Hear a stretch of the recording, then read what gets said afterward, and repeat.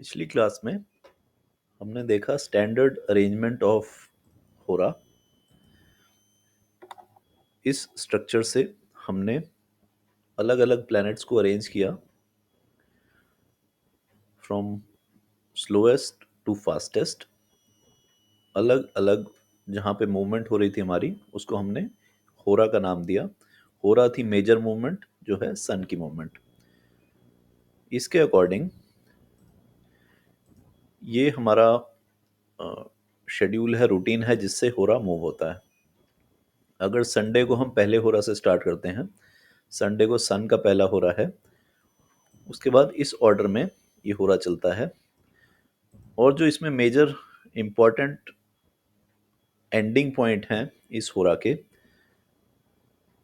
एक है छठा होरा, 6 नंबर का होरा, क्योंकि यहाँ पर मून शिफ्ट करता है। मून 6 घंटे में 3 डिग्री 20 मिनट का शिफ्ट करता है। सो every 6th hora is a shift of moon. Every 8th hora is the repetition of the previous cycle. 7वें होरा पे एक साइकिल हमारी खत्म हो रही है और 8वें होरा से एक नई साइकिल स्टार्ट हो रही है। और हर 12वां होरा एक कंप्लीट साइकिल का एंड है, इन एंड आउट। सो 12वां होरा इस पूरी साइकिल को खत्म करता है।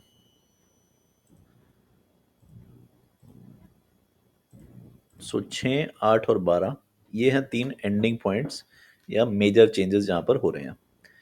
6th में मून शिफ्ट कर रहा है, 8th में ये पूरा 7 प्लैनेट्स का एक सीक्वेंस खत्म हो रहा है और वापस सन का होरा दोबारा आ रहा है। 8वें पे हर प्लैनेट सब 2 बार रिपीट कर चुके हैं। सो ये दिन और रात और ये ऑपोजिट्स हो चुके हैं। सन यहाँ पे 2 बार आ चुका है, सैटर्न 2 बार आ चुका है, मरकरी वीनस 2 बार आ चुके हैं। सो ये in and out cycle complete हो चुकी है। इनहेल और एक्सहेल साइकिल खत्म हो चुकी है, दिन या रात साइकिल खत्म हो चुकी है। एक पूरी साइकिल यहाँ पर खत्म हो जाती है 12 नंबर के बाद, 12 होरा के बाद। अब यहाँ 12 होरा तक जुपिटर सिर्फ एक बार है। इस पूरी साइकिल में एक जुपिटर है जो सिर्फ एक बार आया है 12 तक के होरा में, इसलिए 13वां होरा जो है वो जुपिटर का है। और लाल किताब के अकॉर्डिंग ये है जुपिटर की मैच्योरिटी एज 12 साल के बाद। 12 साल के बाद जुपिटर मैच्योर होता है। ओके, सो ये है हमारी साइकिल। अब इस साइकिल में हमने कहीं भी राहु या केतु को किसी तरह से ऐड नहीं किया। ये जो हमारी स्टैंडर्ड अरेंजमेंट है टाइम की, इसमें राहु या केतु नहीं है। लेकिन जब हम हॉरोस्कोप देखते हैं तो हमें 2 पॉइंट्स नज़र आते हैं, केतु और राहु, जो एग्जैक्टली ऑपोजिट रहते हैं, 180 डिग्री पे रहते हैं एक दूसरे से। इसी तरह जब हम दशा देखते हैं, जो दशा सिस्टम बनाया हुआ है, तो दशा सिस्टम शुरू होता है किसी भी पॉइंट से शुरू, क्योंकि ये साइक्लिकल है। अगर हम केतु से स्टार्ट करें तो अगर दशा केतु से स्टार्ट हो रही है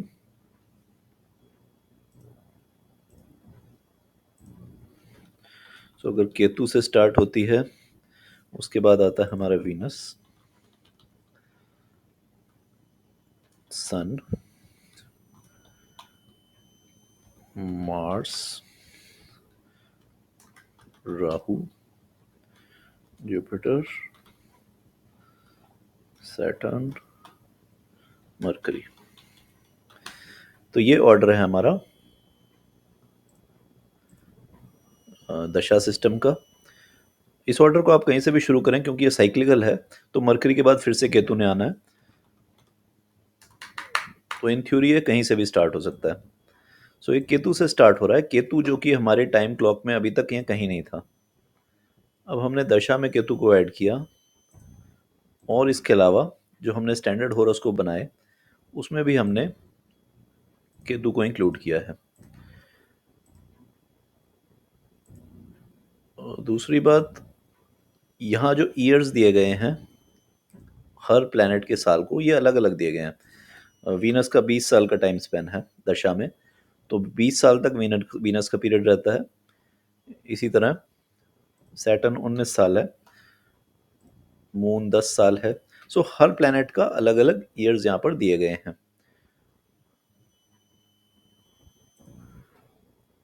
सो ये ईयर्स डिफरेंट क्यों हैं? क्योंकि अगर हम ये स्टैंडर्ड चार्ट देखें और दशा जो हम निर्धारित करते हैं कि मून किस नक्षत्र में है बर्थ के टाइम, अगर मून बर्थ के टाइम केतु के नक्षत्र में है, अश्विनी नक्षत्र में है, तो यहाँ पर वो 7 साल ले रहा है। और जब वो भरनी नक्षत्र में अगर बर्थ होता है तो यहाँ पे वो 20 साल ले रहा है इस दशा में। तो आइडली इसको भी 7 साल लेने चाहिए थे, क्योंकि मून की स्पीड वही है। जितना टाइम उसको केतु का नक्षत्र कवर करने में लगना चाहिए, उतना ही टाइम उसको वीनस का नक्षत्र कवर करने में लगना चाहिए। लेकिन जो टाइम हम लेते हैं वो केतु के लिए लेते हैं 7 साल और शुक्र के लिए लेते हैं 20 साल। अब ये डिफरेंस कहाँ से आता है? इसके लिए हमें देखना पड़ेगा राहु और केतु का सेंट्रल आइडिया, कि इनको इस जगह क्यों डाला गया है। राहु और केतु के बिना जब हम इस चार्ट को देखते हैं तो ये एक 2 डायमेंशनल चार्ट है। इसमें लेंथ और ब्रेड्थ है। जब इसमें राहु और केतु ऐड हो जाते हैं तो ये हमारे पास एक 3 डायमेंशनल चार्ट बन जाता है। इसमें हाइट और डेप्थ दोनों ऐड हो जाती हैं।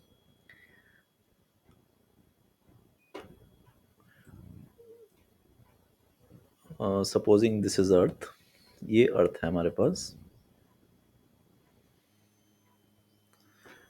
ये चंद्रमा है और यहाँ है हमारे पास सूर्य। सो ये मून है और ये है सन। सो अभी जो मून है वो अमावस की तरफ बढ़ रहा है। सो ये अमावस बनाएगा और ये यहाँ पर आ जाएगा सन के बिल्कुल 0 डिग्री पर। अगर ये सन के बिल्कुल 0 डिग्री पर आ जाएगा और ये सनलाइट को ब्लॉक करेगा तो यहाँ पर ये सोलर एक्लिप्स होनी चाहिए। और हर महीने सोलर एक्लिप्स होनी चाहिए, क्योंकि हर महीने मून इस पॉइंट पर आता है और सन और अर्थ के बीच में होता है। तो आइडली हर अमावस पर सोलर एक्लिप्स होनी चाहिए। और जब ये यहाँ से घूमकर यहाँ आए, 180 डिग्री बनाए, तो मून अर्थ के बीच में है, मून सन और बीच में है अर्थ। तो आइडली हर पूर्णमासी पे लूनर एक्लिप्स होना चाहिए और हर अमावस पे सोलर एक्लिप्स होना चाहिए। लेकिन ऐसा नहीं होता। ऐसा इसलिए नहीं होता क्योंकि ये सब एक प्लेन में नहीं है, एक लेवल पर ये नहीं है। ये ऊपर या नीचे रिवॉल्व कर रहे हैं। अगर ये नीचे की डायरेक्शन है तो यहाँ से मून ऊपर की तरफ जा रहा है।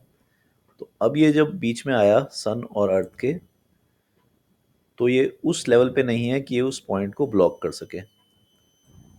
तो मून की जो शेडो है वो यहाँ कहीं जा रही है, अर्थ पे नहीं जा रही। इसलिए यहाँ पर सोलर एक्लिप्स नहीं हो रहा और इसलिए हर महीने सोलर एक्लिप्स नहीं होता।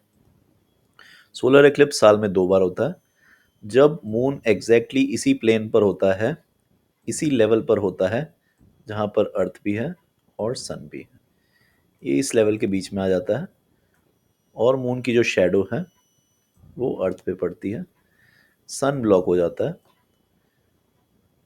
इसी तरह जब मून 180 डिग्री पर होता है और सेम ब्लॉक पे होता है कि अर्थ सनलाइट को ब्लॉक करता है और अर्थ की शेडो मून पे जाती है। सो यहाँ पे बनता है हमारा लूनर एक्लिप्स।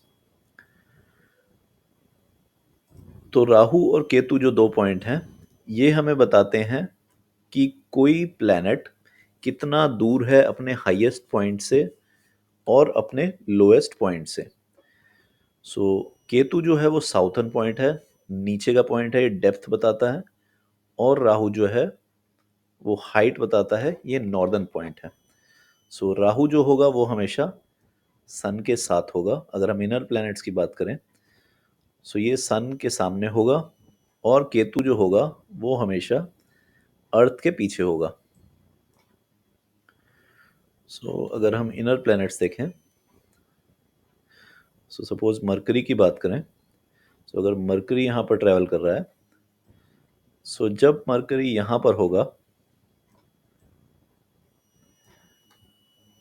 ये होगा केतु पॉइंट, और जब मरकरी इसके पीछे आ जाएगा, क्योंकि ये अर्थ के पीछे नहीं जा सकता, ये हो जाएगा राहु पॉइंट।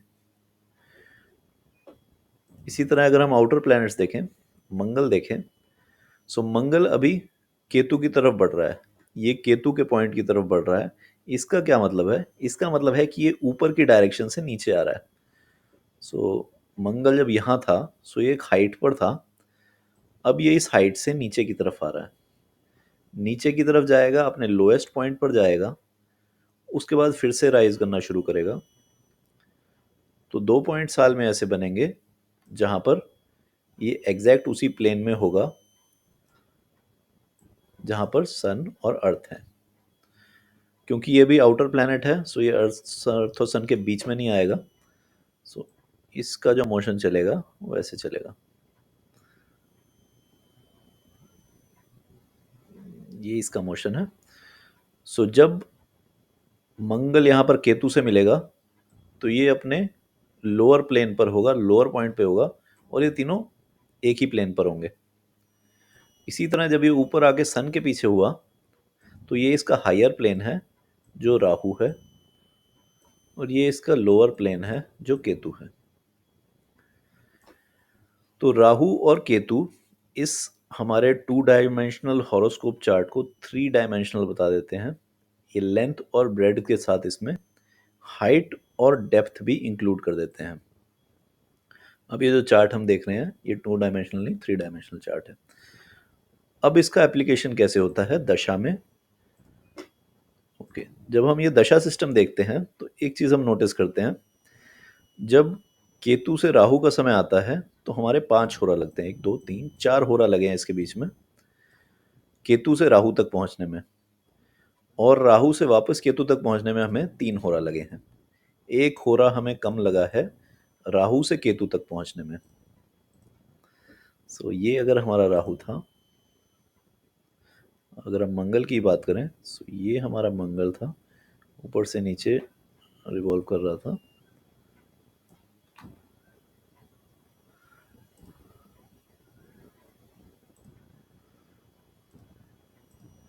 सो केतु से जब इसने शुरू किया तो इसको 4 होरा लगे राहु तक पहुंचने में। केतु से शुरू होने के बाद राहु तक आने में 4 होरा लगे हैं, यहां तक लगे हैं 4 होरा, और राहु से केतु तक आने में लगे हैं 3 होरा।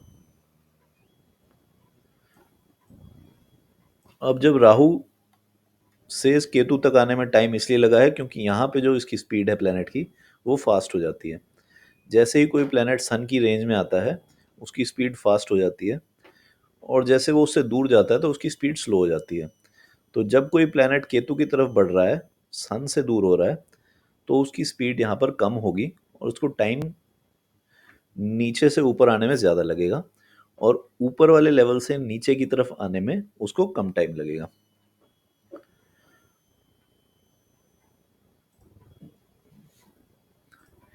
तो इसलिए यहाँ पर लगे हैं हमारे 4 और 3 होरा अलग अलग डायरेक्शन में जाने के लिए। तो केतु से राहु तक जाने में हमारे लगे ज़्यादा टाइम, और राहु से वापस केतु तक आने में लगा है टाइम कम। अब जो दशा के ईयर्स बनाए गए हैं वो इस थर्ड डायमेंशन को कंसिडर करके बनाए गए हैं। अगर हम स्ट्रेट कैलकुलेशन करें तो हमारी कैलकुलेशन बनेगी कि अगर मून बर्थ के टाइम केतु के नक्षत्र में है, तो केतु का नक्षत्र कवर करने में उसको उतना ही टाइम लगना चाहिए जितना उसको वीनस के नक्षत्र कवर करने में लगना चाहिए। लेकिन केतु को हमने दिए हैं 7 साल, और वीनस को दिए हैं 20 साल। इसी तरह सन को भी हमने कम टाइम दिया, मून को 10 साल दिए, जुपिटर को 16 साल दिए। तो हर किसी का हमने डिफरेंट टाइम दिया। सो ये जो कैलकुलेशन है वो लीनियर कैलकुलेशन नहीं है। इस कैलकुलेशन में एक थर्ड डायमेंशन एडेड है, वो है हाइट का, कि आपके प्लैनेट के टिल्ट के अकॉर्डिंग कितना टाइम वो प्लैनेट आपकी लाइफ में, आपकी इन रिपीटेड साइकिल्स में एक मेजर इन्फ्लुएंस क्रिएट करेगा। सो सपोज आपका बर्थ इस नक्षत्र में होता है, वीनस के नक्षत्र में होता है, इसका मतलब है कि मून जो था वो वीनस के होरा में ट्रेवल कर रहा था, जो स्टैंडर्ड टाइम क्लॉक थी उसमें वीनस प्लैनेट हाईली इन्फ्लुएंशियल था, मून वहाँ पे ट्रेवल कर रहा था। और जब मून उस वीनस को पूरा कवर करेगा, वीनस की इन्फ्लुएंस आपकी लाइफ में कब खत्म होगी? जब वो अपना टिल्ट भी चेंज करेगा। अगर वो हाइट पे है तो वापस लो पे आएगा, लो पे है तो हाइट पे जा रहा है। सो कब उसका इन्फ्लुएंस खत्म होगा, उसमें ये थर्ड डायमेंशन भी एडेड है, जो है राहु और केतु का। इसीलिए दशा साइकिल में हम राहु और केतु भी देखते हैं, जबकि स्टैंडर्ड जो हमारा चार्ट था उसमें हमने कहीं राहु केतु को नहीं रखा। लेकिन जब हम हॉरोस्कोप बनाते हैं उसमें भी हम राहु केतु रखते हैं, और जब दशा कैलकुलेट करते हैं उसमें भी राहु और केतु को ऐड किया जाता है, क्योंकि इस थर्ड डायमेंशन के बिना हम ये नहीं बता सकते कि कितना टाइम बाद ये प्लैनेट अपनी इन्फ्लुएंस कम करेगा या ख़त्म करेगा किसी पर्सन की लाइफ में। किसी की लाइफ क्या है, वो रिपीटेड साइकिल्स हैं जिसमें उसका बर्थ हुआ। अगर किसी का बर्थ यहाँ हुआ है, अगर किसी का बर्थ इस नक्षत्र में होता है, सपोज केतु के नक्षत्र में होता है, तो उसकी जो रिपीटेड साइकिल्स हैं वो इसी के अकॉर्डिंग चलेगी। उसकी जो लास्ट पार्ट होगा वो रेवती नक्षत्र में ख़त्म होगा, उसका जो सिक्स्थ पार्ट होगा वो आर्द्रा नक्षत्र में होगा, और एट्थ पार्ट उसका में भी पुष्य नक्षत्र में हो। इसी तरह अगर किसी का बर्थ रोहिणी नक्षत्र का है, उसका जो छठा हो रहा है, जो ख़त्म हो रहा है, वो अश्लेषा पे ख़त्म हो रहा है, आठवां पूर्व फाल्गुनी पर, और 12वां स्वाति नक्षत्र में। तो जिस जगह जिस पॉइंट पे आपका बर्थ हुआ उसी के अकॉर्डिंग आपकी साइकिल्स डिसाइड हो गई, उसी के अकॉर्डिंग आपके राहु और केतु का टिल्ट भी डिसाइड हो गया कि जिस टाइम आपका बर्थ हुआ उस टाइम प्लैनेट का टिल्ट क्या था, वो नीचे से ऊपर जा रहा था या ऊपर से नीचे आ रहा था। जैसे मार्स जो है अभी ये केतु की तरफ बढ़ रहा है, इसका मतलब कि ये नॉर्थ से साउथ की तरफ जा रहा है, ऊपर से नीचे की तरफ आ रहा है। मून, क्योंकि कल अमावस है, सो मूल की डायरेक्शन क्या है, और बीच में यहाँ राहु है, ये राहु है, ये राहु पॉइंट है। सो मून जो है आज 11 नंबर राशि में, कल 12 नंबर राशि में होगा। इसका मतलब ये उस स्टैंडर्ड पॉइंट पर आ गया है, लेकिन कल अमावस नहीं है, इसलिए कल ग्रहण नहीं है। अगर यही राहु यहाँ पर होता, सन के साथ होता, और मून भी यहाँ आ जाता, तो ये हमारा सोलर एक्लिप्स बन जाता। क्योंकि जैसे मून राहु राहु जो पॉइंट हमने मार्क किया है उस पॉइंट पर आ गया, इसका मतलब है वो उस प्लेन में आ गया जिसमें डायरेक्ट एस्पेक्ट है सन और अर्थ का, और ये उसके बीच में है। तो ये है यूजेज ऑफ राहु और Ketu, making a two dimensional chart in converting two-dimensional chart into three-dimensional, further changing the understanding of the horoscope, the astronomical understanding of horoscope, and the dashas, कि दशा को वो कैसे अफेक्ट करेगा। वो डिपेंड करेगा कि कितना टिल्ट है उसका और कितना टाइट में वो टिल्ट मूव कर रहा है।